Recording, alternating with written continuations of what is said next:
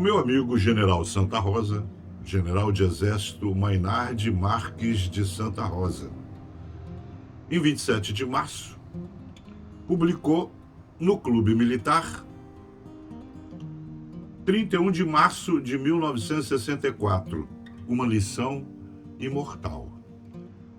E eu passo a ler para vocês.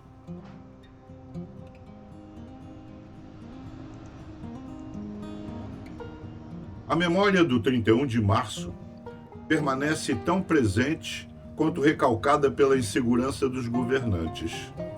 Provado está que uma ideia só pode ser superada por outra, e não apareceu ainda no Brasil um ideário melhor do que o de 1964, como projeto de futuro. A repressão ao passado é puro obscurantismo de quem teme a verdade dos fatos, na ilusão de que pode apagar uma marca registrada do inconsciente coletivo. A evolução política imita os movimentos do coração. Em 1964, extinguiu-se a diástole da Quarta República, iniciada em 1946, e iniciou-se a sístole, que durou até 1988. Nos anos 1960, a pujança da União Soviética fascinava as massas, como que respaldando a profecia do fanatismo determinista de um futuro socialista, amplamente orquestrada pela propaganda vermelha. E a Guerra Fria atingia o auge, transbordando para o continente africano e América Latina.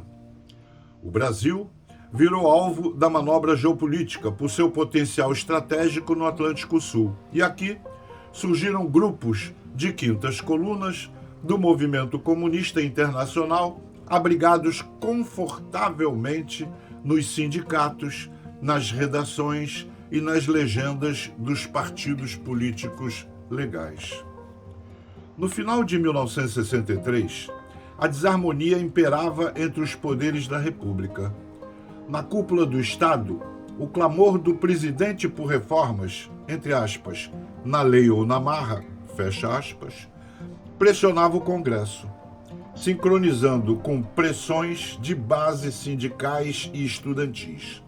Nas cidades, um estado permanente de greve paralisava a atividade produtiva. E no campo, os proprietários rurais começavam a se armar, alarmados com a ameaça de invasão pelas ligas camponesas. O fracasso do plano trienal do ministro Celso Furtado tinha feito a inflação anual superar os 80%. O estamento militar via-se estrangulado pelo desequilíbrio salarial. Um quadro comparativo de outubro de 1963 mostra que um primeiro-tenente do Exército ganhava uma média de 35 mil cruzeiros, enquanto que um motorista recém-admitido na Petrobras recebia 100 mil, e o salário de um estivador do Porto de Santos variava entre 800 mil e 1.200.000. E a agitação política chegaram aos quartéis, comprometendo a hierarquia e a disciplina. Houve motins de sargentos no Corpo de Fuzileiros Navais e em várias guarnições militares. Em setembro, sargentos da FAB, em Brasília, rebelaram-se contra uma decisão judicial que lhes havia negado o direito de se candidatarem a cargo eletivo e chegaram a prender um ministro do Supremo Tribunal Federal. O governo, a quem incumbia a manutenção da ordem, era ao mesmo tempo aliado e refém do movimento subversivo.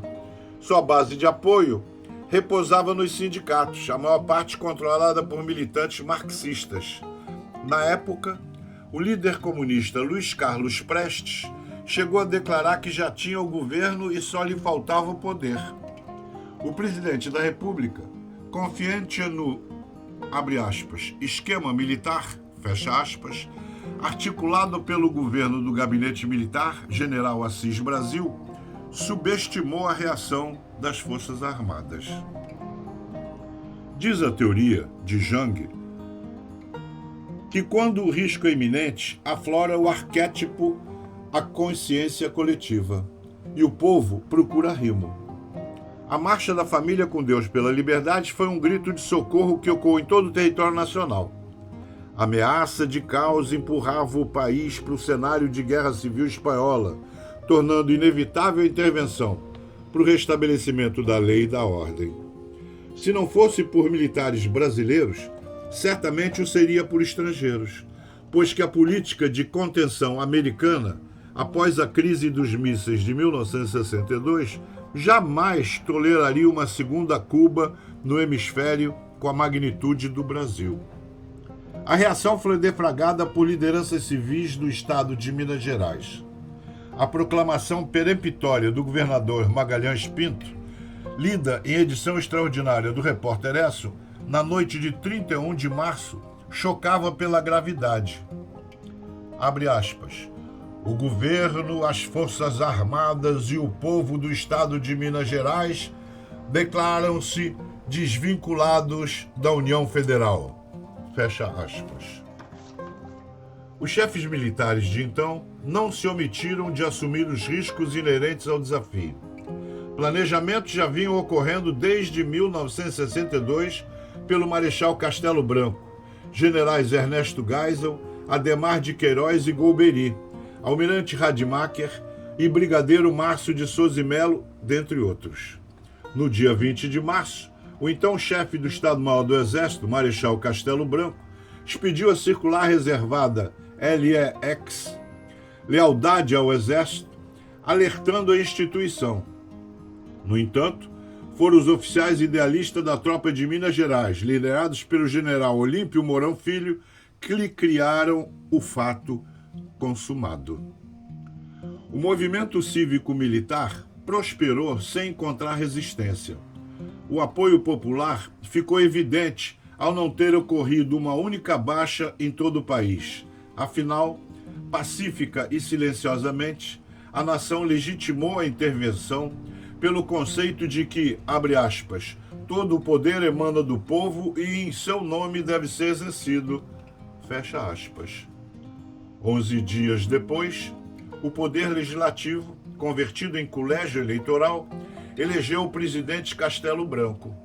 O poder judiciário, preservado em suas prerrogativas, jamais protestou contra os atos de exceção do novo governo. Tacitamente, o Supremo Tribunal Federal validou o status de legalidade jurídica e a maior parte da mídia nacional aderiu, cooperando para o êxito do novo regime. Na verdade, a intervenção foi um movimento contra-revolucionário. O IPM 709 apurou que o golpe comunista estava programado para o dia 1º de maio de 1964, quando seria aplicada a receita leninista.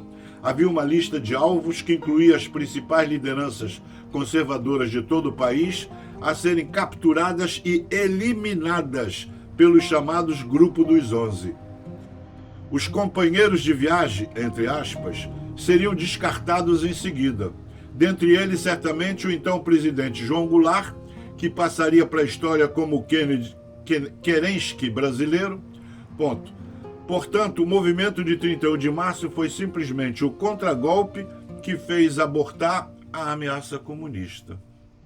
O ideário de 1964 revivencia os anseios tenentistas acalentados desde o período Hermes da Fonseca e tinha como meta preparar as condições necessárias à estabilidade democrática. Para isso, era preciso restabelecer a ordem, reorganizar o Estado, moralizar a administração pública, sanear a economia, erradicar o patrimonialismo atávico e a corrupção e promover o desenvolvimento nacional.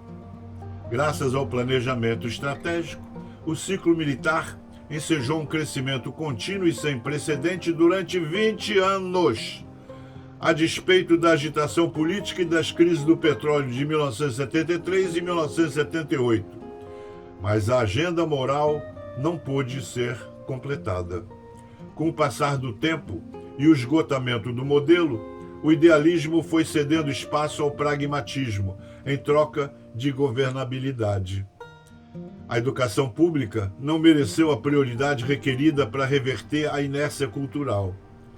E o corporativismo, pai de todos os privilégios, manteve-se intocado, sobretudo no setor público.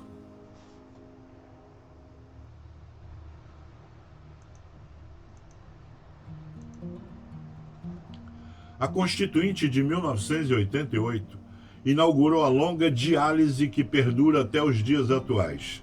A politização que se seguiu trouxe de volta a corrupção na administração pública e o velho costume da improvisação que retarda o progresso. A ausência de um projeto de nação tem contribuído para as políticas erráticas de cunho populista que vem transformando o Brasil em uma autarquia clientelista.